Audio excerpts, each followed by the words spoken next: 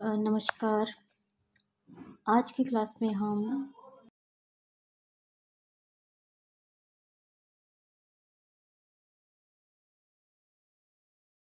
शिशु के पोषण और उत्तम स्वास्थ्य के लिए जो माता का दूध है वह वरदान स्वरूप है और बहुत ही लाभकारी होता है, क्योंकि माता का दूध पौष्टिक होने के साथ साथ सुपाच्य, लाभकारी और स्वास्थ्यवर्धक होता है। परंतु क्या होता है कि जैसे-जैसे शिशु की उम्र बढ़ती जाती है, जो शिशु की पोषण संबंधी माँग है वह भी बढ़ती जाती है और जो माता का दूध है उस बढ़ती हुई आयु में शारीरिक मांगों को पूरा करने में असमर्थ होता जाता है।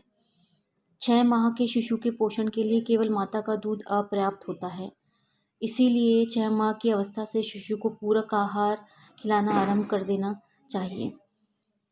सामान्य दशा में जब शिशु 9 से 10 माह का हो जाए तब धीरे-धीरे माता का दूध छुड़ाकर यानी कि स्तनपान छुड़ाकर परिपूरक या फिर जो अन्य आहार है जिसे हम पूरक आहार भी कहते हैं, खिलाना शुरू कर देना चाहिए।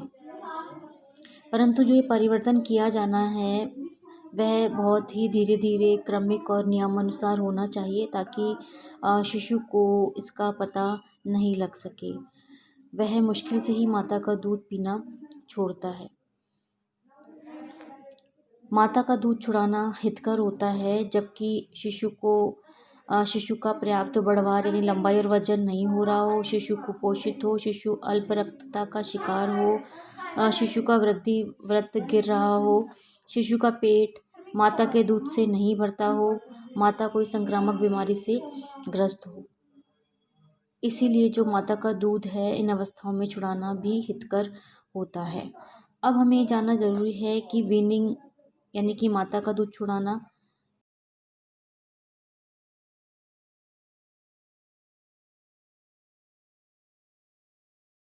और ठोस आहार खिलाकर उसकी शारीरिक मांगों की पूर्ति की जाती है।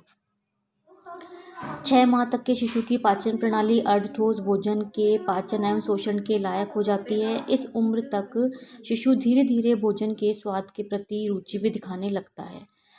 वीनिंग प्रक्रिया के द्वारा उस समूह के आहार संबंधी आदतों के बारे में शिशु को अवगत कराया जा सकता है। शिशु के दांत निकलने पर माता का दूध कम करके क्रमशः उसी मात्रा में ऊपरी दूध एवं भोज्य पदार्थों की मात्रा बढ़ाई जाती है।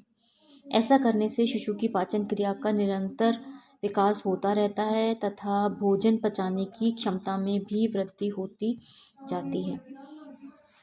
दूध जब छुड़ाया जा रहा है शिशु का, तो पहले शिशु को तरल आहार, फिर अर्ध ठोस और बाद में ठोस आहार दिया जाना चाहिए।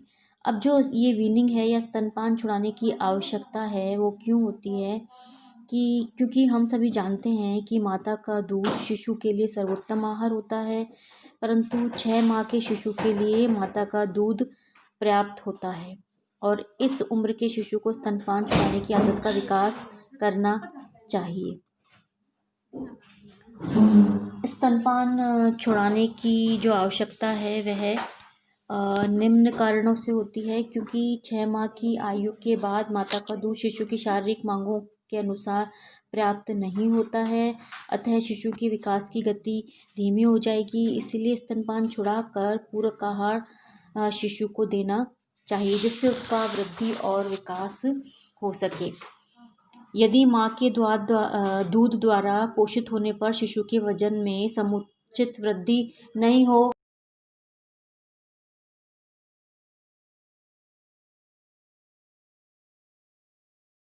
दांत निकलने लगते हैं, अतः दांतों के विकास और मसूड़ों के उचित व्यायाम के लिए स्तनपान छुड़ाना आवश्यक है।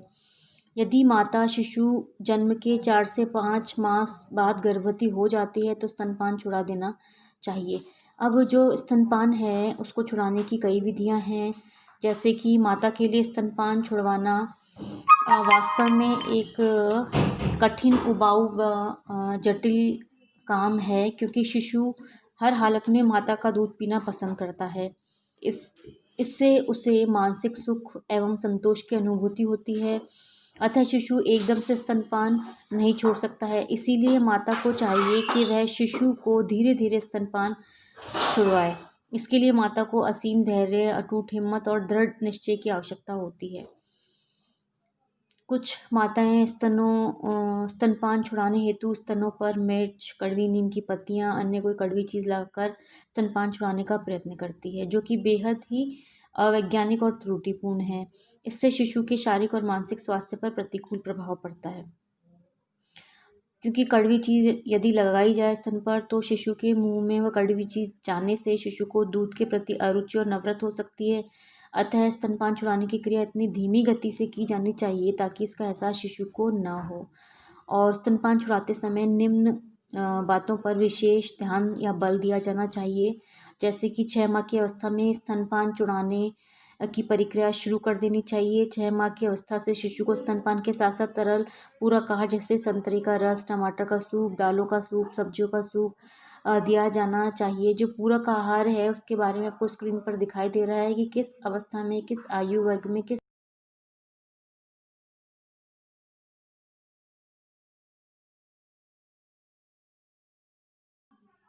शुरू में कटोरी और चम्मच का प्रयोग करके शिशु को धीरे धीरे तरल आहार दिया जाना चाहिए। स्तनपान धीरे धीरे छुड़ाना चाहिए, एकदम से नहीं। शुरू में स्तनपान के साथ साथ पूरक आहार की आदत डालनी चाहिए, फिर धीरे धीरे एक एक समय का स्तनपान समाप्त करके ऊपर का दूध देना चाहिए। यदि संभव हो तो जैसे गर्मी के मौसम में स्तनपान नहीं छुड़ाना चाहिए, क्योंकि ग्रीष्म ऋतु में शिशु की पाचन क्षमता कम होती है, जिसके कारण शिशु पूरक आहार को आसानी से नहीं पचा सकेगा। गाय भैंस का दूध भारी होता है जो आसानी से नहीं पचता, इसीलिए भैंस का दूध पिलाया जाए तो कब्ज या दस्त की शिकायत की संभावना बढ़ जाती है। ऐसी स्थिति में फलों का रस, सब्जियों का सूप आदि पर्याप्त मात्रा में दी जानी चाहिए, और इसके साथ शिशु को पानी भी पिलाया जाना चाहिए। प्रारंभ में जब शिशु गाय या भैंस का दूध पीने में अरुचि दिखाए तो माँ को अपने स्तनों से दूध निकालकर कटोरी चम्मच से शिशु को दूध पिलाना चाहिए, क्योंकि गाय भैंस का जो दूध है उसका स्वाद माता के दूध से भिन्न होता है।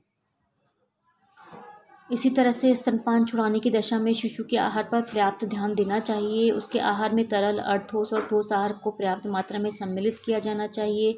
स्तनपान छुड़ाने में न केवल शिशु को बल्कि माता को भी कष्ट होता है, जैसे शुरुआत में स्तनों में दूध भर जाना, जी मिचलाना, बुखार आना आदि। अतः उसे स्वयं के आहार में दूध, सूप, फलों का रस, छाछ व अन्य तरल पदार्थों की मात्रा को कम कर देना चाहिए। स्क्रीन पर दिखाई गई आहार तालिका के अनुरूप शिशु को उसकी आयु के अनुरूप पूरक आहार या ऊपरी आहार देना चाहिए। इसमें पूर्णतः स्वच्छता का ध्यान भी रखा